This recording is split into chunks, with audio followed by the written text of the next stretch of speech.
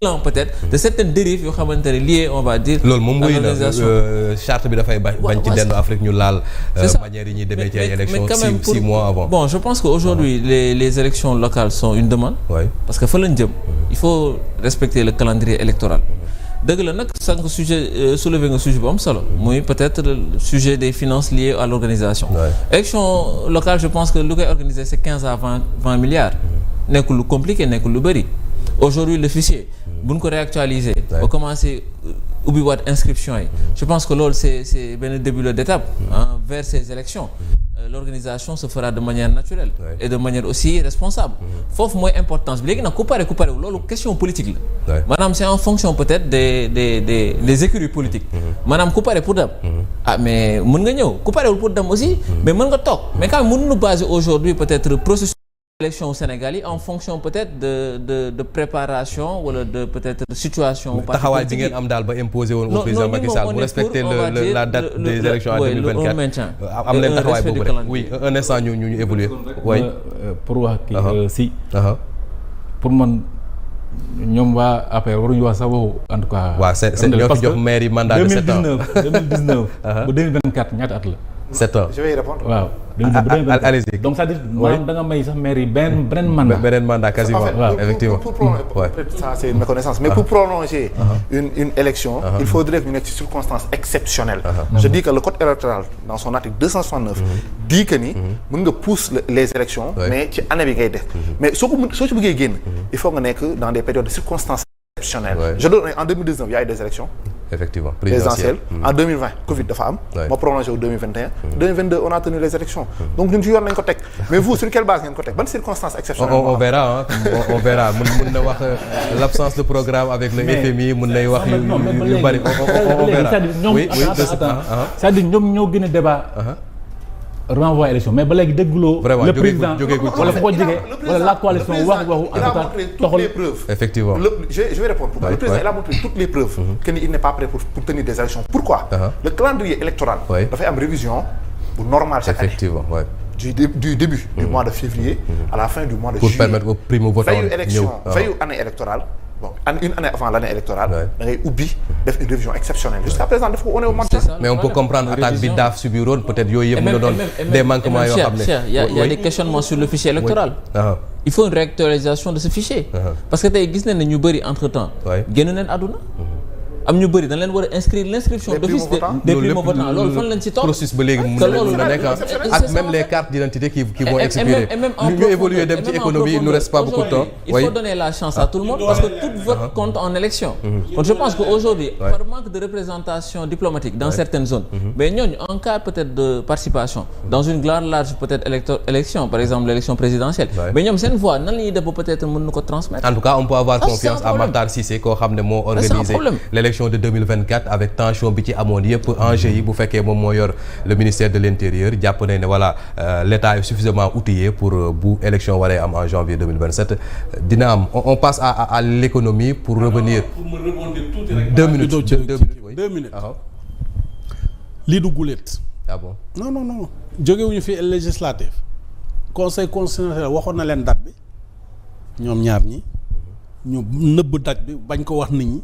jusqu'à la dernière minute ñu génnee ko loolu jalgati woon nañu bii pas lan moo tax mënuñ toon suñu xel mënul nan melu ne ci loolu lañ jëm teg nañ fi acte yooyu donc mën nañ gën xalaataan nañ ci lañ jëm. ngeen waajal rek.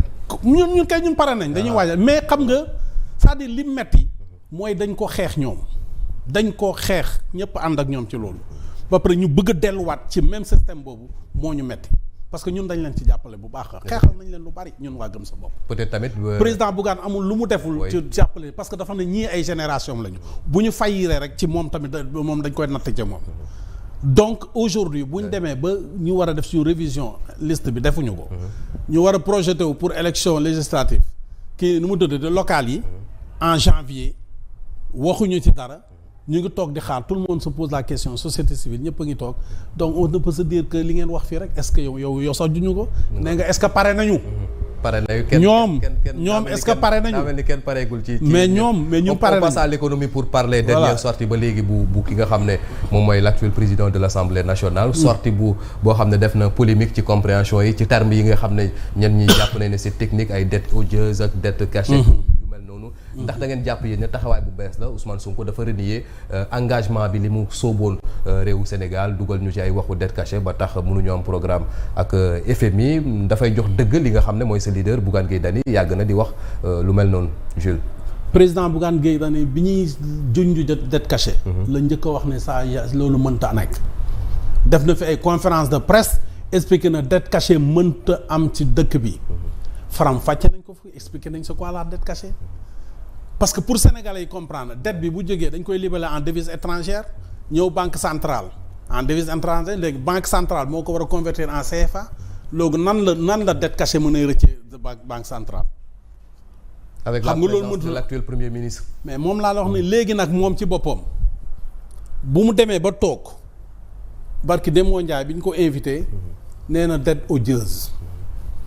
mais dafa xamul ne xam nga la parole d'un élu d'une autorité comme ñoom ñii dafay peser sur le monde ne serait dañ ci delluwaat tuuti xoolal li mu wax rek ci affaire football bi noonu rek affaire équipe de France toute la presse en France là ñu ngi ciy delluwaat di ci delluwaat parce que dafay peser yaa nga Afrique mooy gagner Afrique donc sa parole dafa am doole du man mii maay wax wala yaayaa mooy wax ne wala mbay déedéet bokkut moom bu waxee ça pèse sur le monde donc boo ñëwee tey Sénégal mi ngi nekkoon ci benn lancé Ablaye Wade joxoon nañu benn bouée de secours ñu démarré Macky Sall ñëw jël këf bouée de secours bi commencé ko teg ci benn émergence kii dafa waroon ñëw rek dérouler ñu dem mais daf ñu delloowaat ca gannaaw Ablaye Wade comprendre nga daf ñu delloowaat ca gannaaw Ablaye Wade donc pour remonter waat la pente day metti parce que li ko waral moom mooy li mu annoncé que Sénégal dafa am dette cachée nit ñi wax nañ ko débattre nañ ko dette cachée boobu ci boppam nee nañ ko ci boppam mënta ne si Sénégal fii parce que dette bi ni ñu ko libellé du noonu. waaw Pastef nee na génn ci ba léegi yow. waaw non ay termes ñoom il joue sur le terme xam nga parce que waa Pastef ñu naqare waxtaanal lañu. parce que ñoom fu foo laal rek. dinañ trouver ay excuses pour jéem a défendre ak loolu du Sénégal ñun ñëpp xam nañ ñu muy doxee. mën nañ nax seen bopp ñoom waaye mais ñun mënuñu ñu nax parce que mu ñëw toog. ne président Ousmane Sonko ñëw na toog a tubaab bi wax dette odieuse yow nga bëgg fi naan leneen la waxaat yaa ngi dégg mënuñu ñu nax c'est pas possible lenn laa mën a wax tey Khalifa Sénégal bu tollee ci état bi ba état de gouvernement bi ñu tax di lu ci bari ci moom la parce que ces discours dafa dangereux pour une nation. mu ngoog yaa wax nga ko léegi ba daaneel président Sonko war nañ ko jàppat jàngalaat ko communication. man li may déplorer rek mooy la cellule de communication de Pastef fañ lañ nekk. dañ ko war a encadrer expliquer ko ban sax dama ko yërëm parce que li muy bëgg communication te communication jigu ko. non seulement jigu ko moom mais daf ñuy lor ñun ñëpp Sénégal. donc dañu war a arrêter ces communications cellule des cadres de Pastef jóg leen ngeen